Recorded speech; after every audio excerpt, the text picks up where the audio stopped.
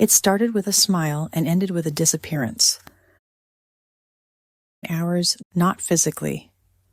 We were there, at her engagement party, standing under chandeliers and string lights, clapping at all the right moments.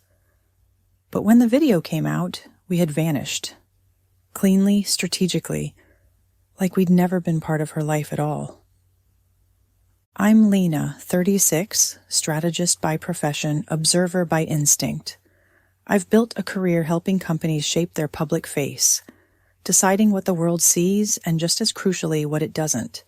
So when my brother's fiancée, Claire, posted the engagement recap video, I noticed the cut almost immediately. Not a single frame of us. No shot of my brother's parents, who flew in early just to help her with setup. No clips of my niece, who carried petals down the garden aisle. No reaction shots from our side of the room, even though we sat directly across from the camera crew. And me? I wasn't even a shadow. At first, I thought it was a mistake, maybe a highlight reel. But then I checked the video length. 12 minutes, carefully edited, color-graded, soundtracked. And throughout it all, Claire and her friends basked in soft focus adoration while we were airbrushed out of existence. I wish I could say I confronted her, or even asked why, but I didn't, because I already knew. She didn't want us in her story, so she cut us out. What she didn't know was that I noticed, and that I knew exactly how to return the favor. Stick around to see how I responded, quietly, strategically, and erased her without ever raising my voice. If you like stories like this, hit that subscribe button. It helps us grow and bring you more real stories with real consequences. Claire didn't come from drama. She came from design. Everything about her life, from her Instagram layout to her holiday dinner tables, felt curated, styled, rehearsed. She used the word aesthetic like a compass. If it didn't match her vision, it didn't belong, and that included people. My brother Sam, though, came from something different. He was raised in a household where things weren't perfect, but they were steady. His parents didn't posture, they paid attention. His mom remembers what kind of tea you drink, even if you've only visited once. His dad says, "I'm proud of you," without needing a special occasion. They're soft-spoken people who show up quietly but consistently. That's the life I married into. And that's what made Claire's entrance feel so foreign. She met Sam at a tech networking event where she introduced herself not by her job title but by her personal brand. I'm building a platform for lifestyle content at scale. It sounded impressive. Sam told me later he wasn't quite sure what it meant, but she was confident, and that confidence was magnetic. Still, I was hopeful. I thought maybe her polish would soften around the edges once she was surrounded by a family that valued substance over style, that maybe she'd let her guard down. But it didn't go that way. When she announced the engagement party, it was like watching a pop-up brand launch. She sent a 7-page PDF with color palettes, seating preferences, and social media guidelines. Phones had to be on silent. No unflattering candids, and guests were asked, kindly but firmly, to avoid off-topic toasts. Off-topic meaning anything that wasn't about her and Sam. We didn't push back, not one of us. We all showed up, dressed in soft pastels and neutral tones just like she requested. Sam's dad wore a linen blazer he hadn't touched in years. My mother-in-law, Susan, spent days searching for a dove gray dress that didn't wash her out on camera. Even my 10-year-old niece let her hair be curled, though she hated how long it took. We came early, we helped arrange flowers, we followed instructions, because that's what families do, especially when someone new joins in. You make room, you adapt. But I could feel something off even then. Claire didn't seem moved by the effort. She acknowledged it all, but with the kind of smile you give a waiter who gets your order right. Polite. Blank. She floated through the party like the lead in a commercial, glancing toward the cameras just enough to make sure they caught her good side. Sam, by contrast, looked happy but a little overwhelmed, like someone still adjusting to a script he hadn't written. Still, we tried. We really tried. We didn't realize that she had already made her casting choices, and most of us didn't make the cut. It was a Tuesday when the video arrived. Claire dropped it into the family group chat with a caption that felt rehearsed. "So proud of this. Our engagement captured perfectly. Love you all." There was a sparkle emoji, a champagne pop, and a pink heart, her signature cocktail of branding and affection. Sam and I were at home finishing dinner. He clicked the link and we curled up on the couch, plates still on the coffee table. It opened with drone shots, the venue's stone courtyard framed by vines, sunlight spilling across flower arrangements. The soundtrack was an instrumental version of a top 40 love song. Every shot looked like it had been plucked from a wedding magazine. At first, I was impressed. The production was undeniably beautiful, crisp, expensive, glossy in that way where everyone looks just a bit better than real life. I watched Claire smile at the camera, tilt her head, touch Sam's arm lightly as they posed for portraits in the garden. She had styled herself like a campaign model, hair loose, makeup dewy, dress fitted in a way that suggested effortlessness. Then came the toasts. Her college roommate spoke first, then her co-founder, then a friend from yoga who knew her before the launch. Everyone's words felt curated, bullet-pointed. No awkward stories, no childhood slip-ups, just compliments wrapped in admiration. 5 minutes in, I noticed something strange. I hadn't seen a single face from Sam's side. I paused and rewound. Still nothing. No shots of his parents helping set up the dessert table. No reaction shots from my niece, who had nervously walked down the aisle scattering petals. Not even Sam's toast, which he gave holding Claire's hand, voice cracking just slightly at the end. It wasn't like we'd been cropped out. We were never in frame. I leaned forward, dragging the time bar back again. "Maybe this is just a teaser?" I asked. Sam didn't answer right away. He just stared at the screen, his jaw tight. "Let's keep watching." We did. Minute 7, minute 8. The music swelled. The lighting shifted to golden hour. Claire's mother appeared, placing a kiss on Claire's forehead. Her sister laughed in slow motion as the camera circled the champagne tower. But from us, not even a glance. At minute 10, I felt something cold crawl under my skin. I turned to Sam. "Have you seen your parents once?" He shook his head. 12 minutes. That was the total run time. The final shot faded to black with the text, "Thank you for witnessing our love." I sat back, silent. Sam didn't say anything. He closed the laptop gently, like handling something fragile. For a long time, we didn't speak, just listened to the quiet. Then I whispered, "We weren't in it at all." He nodded barely. It was more than an oversight. It was an edit. And she hadn't missed us. She had removed us. I waited a day before saying anything. Part of me hoped someone else would bring it up, Sam's mom maybe, or one of his cousins. But the group chat was silent after Claire posted the video. No comments, no questions, just a string of heart emojis and "beautiful" from her friends. Finally, I sent Claire a private message. "Hey, do you have a longer version of the video? My mom was hoping to see the part where we all took photos under the garden lights." I kept the tone breezy, curious. I didn't want it to sound like an accusation. Her response was instant. "That's actually the full cut. We wanted to keep it tight and cinematic." I stared at the screen for a second, then typed again. "It's just, I don't think we're in it at all." Another quick reply. "Oh, weird. Maybe the videographer missed that section." That was it. No apology, no follow-up, no mention of reviewing raw footage. Just a digital shrug, polite and final. I didn't answer. There was nothing else to say.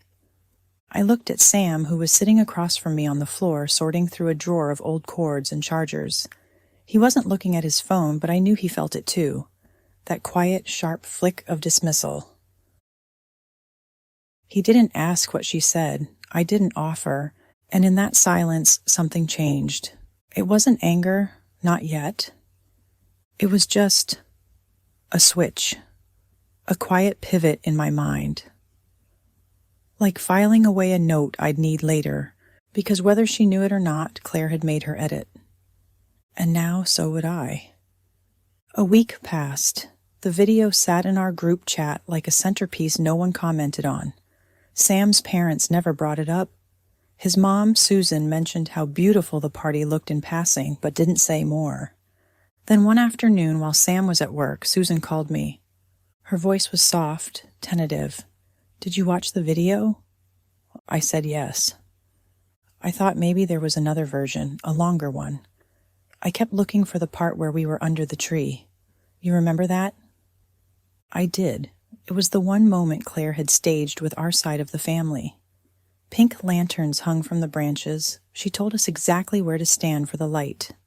Sam's dad even cracked a rare joke that made us all laugh. And Claire had smiled approvingly, like she was glad we were playing our part. Susan hesitated. I just thought we'd be in there, somewhere. I didn't say what I was really thinking, that we weren't left out by accident. I told her gently maybe the editors just focused on the main highlights. She paused, then said quietly, I guess we weren't to highlight. That stuck with me. Later that night, after Sam fell asleep, I opened my laptop and found the name of the video company. I emailed their general inbox with a polite inquiry. We're family from the engagement party, so we're wondering if there's a longer version or a way to access unused footage. The reply came the next day. Hi, Lena. All final edits were delivered per the client's explicit direction. Unfortunately, any unused footage was purged after 30 days per our standard policy. Thank you for reaching out. Explicit direction. Those two words sat in my chest like a stone. It hadn't been a creative choice. It had been a request. Claire had gone through every frame, every moment, and made decisions. Not based on relevance, not on quality, but on alignment, her image. And we didn't fit. I closed the email and stared out the window. It wasn't rage I felt, not even sadness. It was recognition. Claire hadn't just excluded us from the video. She had given us a glimpse into how she sees family, ornamental when convenient, disposable when not. We had been handled like props. I thought of all the effort we'd made, the dresses, the timing, the respect. The way Sam's dad stood awkwardly in a blazer just to make her happy. And she had cut us. Deliberately. Surgically. That's when something inside me settled. Not a scream. A click. I didn't talk to Sam about it right away. He had a way of carrying disappointment like an old coat. Quiet, worn, something you learn to live with. I didn't want to add weight, not yet. But the silence between us had shifted. He answered Claire's calls with a flat tone. He skipped family dinners she scheduled. He didn't say it out loud, but I could feel it in him. The wound wasn't deep, but it was precise. One night, after a simple dinner at home, pasta, soft jazz humming through the Bluetooth speaker, we were washing dishes. I dried a plate, set it down, and said, "What would you say if I told you I had an idea about Claire?" Sam looked over. "What kind of idea?" "Something for our wedding," I said carefully. "Nothing loud, just a quiet correction." He waited. I explained it slowly, not as a plan for revenge, but as a form of symmetry. She filmed a party where we didn't exist. I want to film a wedding where she believes she's the star, but in the final version she's gone. Sam was quiet. He rinsed a pan. Then he said, "That's cold." I nodded. "It's fair." He looked at me, really looked, and I could tell he understood, not the strategy, the emotion underneath it, the clarity that comes when you've been erased once and decide never to let it happen again. "If you're sure," he said, "I'll support you." That night, I started planning. It wouldn't be dramatic, no confrontation, no exposure, just calm, calculated omission, the same kind Claire had used. Only this time, she wouldn't be behind the edit. I began with a notebook, just a few pages at first, outlining how the cameras would move, how we'd stage her presence, not to honor her, to trap her, in the illusion of inclusion. Because that's how she operated, with illusions, with presentation over presence. And I was going to give her exactly what she wanted: attention, spotlight, visibility, until the moment the footage rolled, and she was nowhere to be found. I didn't want a typical wedding videographer.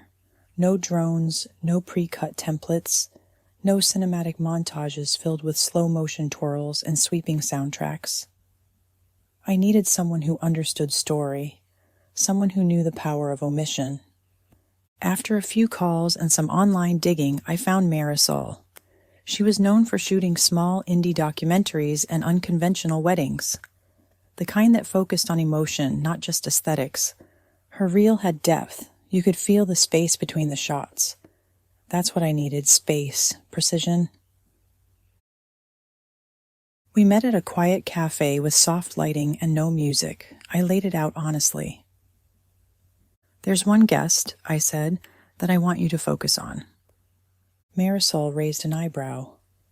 "You mean like feature her?" "Not exactly," I said. "I want her to feel like she's being featured. I want her to be aware of the camera, to think it's all about her, but in the final cut, she's not in it. At all." Marisol was quiet for a long moment.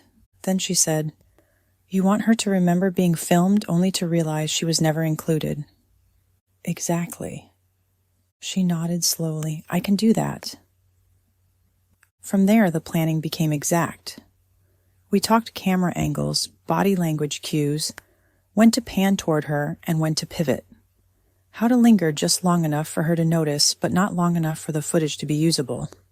We created signals for her team. Slight head tilts meant the lens was shifting. A touch to the earpiece meant cut away. We even assigned one assistant to trail Claire throughout the evening, not to monitor her, but to encourage her to look toward the camera, to believe she was being watched. It was subtle, respectful, nothing mean-spirited, just controlled. Next came the rehearsal. Sam and I met with Marisol at the venue. We walked through the space where Claire would likely sit, how the light would hit her, what angles would make her think she was the centerpiece. Marisol took notes without judgment. "She'll be easy to bait," I said. "She wants the lens, just give her the mirror." By the end of the walkthrough, I felt lighter, not vindicated, prepared.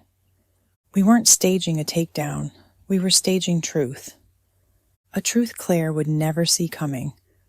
Because while she was performing for the camera, we were quietly directing the cut. Sending the invitation was the smallest act, and the sharpest. We debated it. Sam and I sat at the kitchen table holding mock-ups of the design, one version with her name, one without. For a moment, I considered cutting her completely, but that would be obvious. And obvious wasn't the goal. She had erased us silently. I wanted to return that silence, with precision.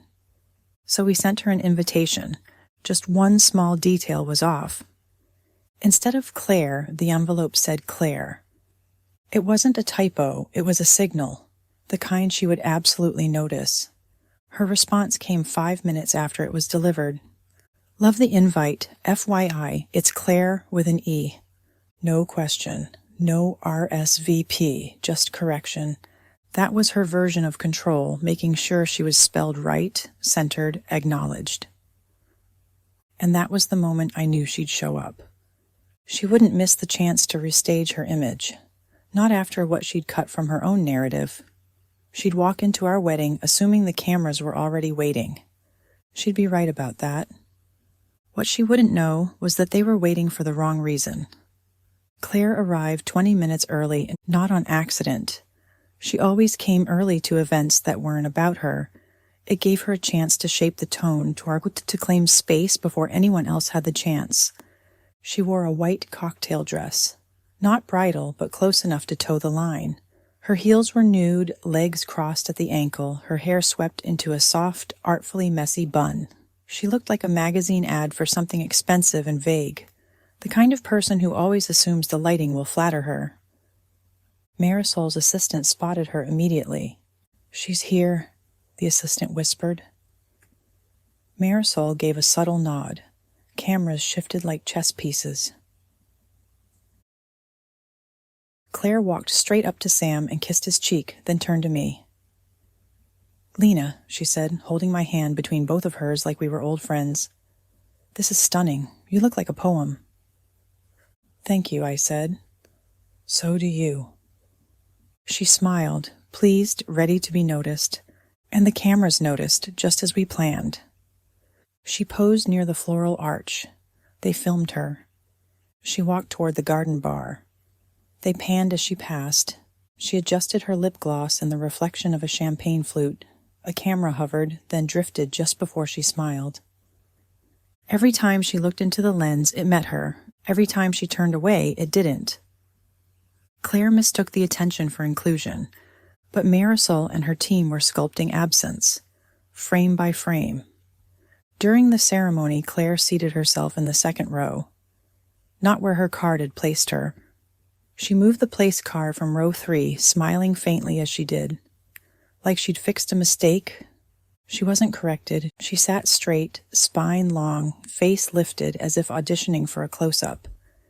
And she got one. The camera tilted slowly across her row, then pivoted down just before it reached her face. Later, during cocktail hour, Claire made her rounds. She inserted herself into soft conversations, drifted behind photographers, placed her hand delicately on shoulders she barely knew. She posed near the cake, posed near the string quartet, posed near the guest book with the kind of confidence that comes from knowing you're the main character. Marisol filmed her every move, every subtle lean, every soft laugh, and every shot was marked, labeled, to be excluded. At dinner, she made her move. She clinked her glass with a silver fork, just loud enough for the room to hush.